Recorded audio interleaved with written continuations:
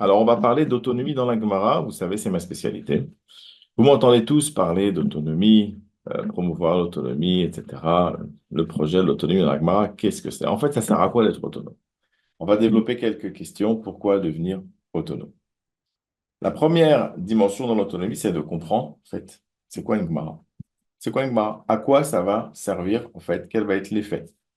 Quel va être l'effet d'une Gemara dans ma vie? En fait, il faut savoir que sans Gemara, il n'y a pas de halakha. Et sans Gemara, il n'y a pas non plus de chumash. Parce que la seule manière de comprendre le chumash, qui sont les définitions des mitzvot, c'est d'avoir la Mishnah, qui va définir ce que sont les mitzvot. Mais pour comprendre la Mishnah, eh bien, il faut la Gemara qui va nous dire comment appliquer les mitzvot, en quoi consistent les mitzvot. Ça, c'est la Gemara qui va nous le donner. Mais sans la Gemara, on ne va pas pouvoir avoir non plus le Shulchan Aruch.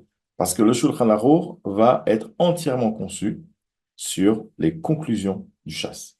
Donc vous voyez déjà, comprendre que la Gemara, c'est vraiment un point central dans le judaïsme, dans la préservation de la pratique du judaïsme. Or, la pratique du judaïsme, eh bien, c'est exactement ce qui va définir ce qu'est le peuple juif sans pouvoir fixer le Rosh Chodesh, sans pouvoir fixer quand est-ce qu'on jeûne à Kippour, sans pouvoir fixer quand est-ce qu'on mange de la matzah au lieu du chametz, sans pouvoir fixer Pessah, etc.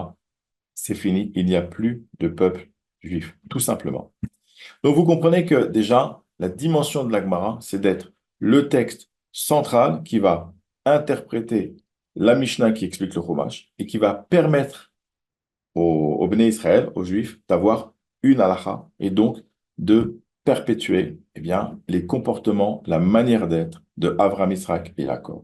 Donc quand on a compris ça déjà, on ne peut pas se dire non mais moi j'ai pas de lien avec la Gemara, je suis pas né dedans ou ça m'intéresse pas mais en fait sans Gemara tu n'es rien.